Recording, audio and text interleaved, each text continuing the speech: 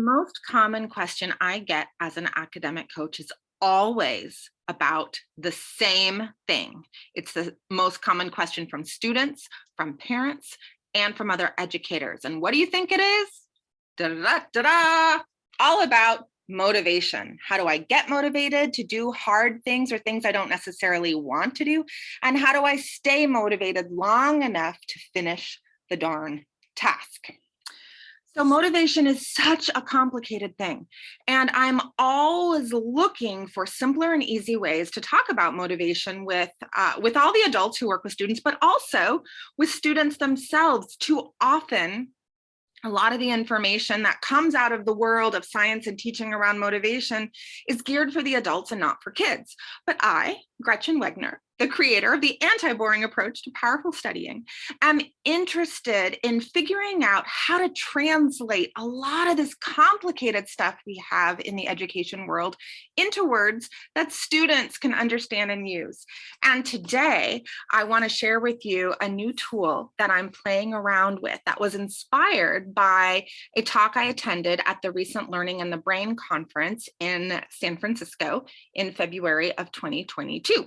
And this was all about 9 valid reasons why students disengage from school or tasks related to schooling. Probably it's not even just school, it's everything. And probably it's not students, it's human beings. So this talk had this amazing chart as a part of it that educators could use as a checklist of all the 9 reasons that students disengage and why they are valid. Students are not lazy. They are not stupid as they sometimes think they are. There might be a really valid reason why it is hard to get and stay motivated. So I took that chart and I adjusted it and wrote it in what I hope is student-friendly language as well as something that can be used for students and for parents and educators. And I'm about to share my screen and show it to you. So here it is. The 9 valid cognitive challenges that cause students to disengage.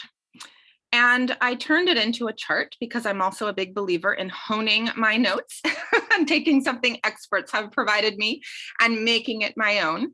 So in this chart, which you actually will be able to download for free, and I'll tell you at the end of this video how, we have what is the valid cognitive challenge. We have, in what I hope is student-friendly language, what's happening inside the student. And then what are some actual practical things that students and educators can do?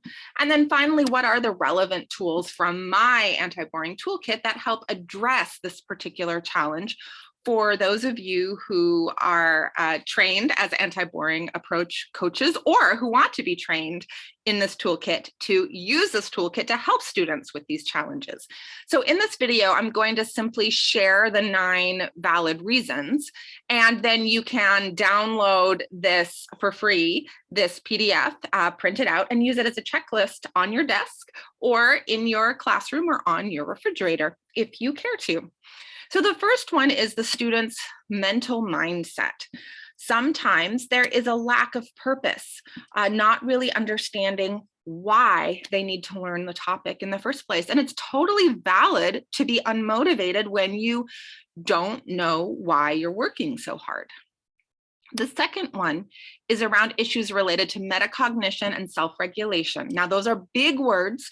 So what's happening in the student, it might be easier to understand that they are feeling overconfident. They think they know stuff they don't actually know. The third one is about fear and mistrust. Often students have a bad relationship with the teacher or with the school. And so that doesn't make you very motivated to learn, does it? It's actually a really valid reason to disengage from your learning. The fourth one is not enough prior knowledge. Sometimes students, and especially now, as we've moved through the pandemic, we're missing some skills or some basic knowledge. And so things in our new learning environment are too complicated and we don't have enough skills or knowledge to help us meet that complication. The fifth reason is misconceptions. That's a fancy grown-up word, I think, but I think students will understand that they have some misunderstandings, and you might not know what you don't know. Like, you misunderstand something and it's unconscious that you misunderstand it. And so you keep on getting things wrong and you have no idea why. The sixth valid reason why students disengage, and this really is related to motivation, even though it doesn't seem like it, is they just don't have effective learning strategies. This is partially what my entire toolkit is all about. They have the wrong study skills, or they don't have any study skills at all. And so simply getting those skills can help them feel more engaged and motivated.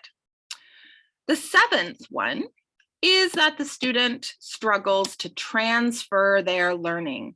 That means use the things you've learned in new situations. You've learned it well enough to kind of understand it and answer questions on a test, but not enough to transfer that learning to a completely new situation.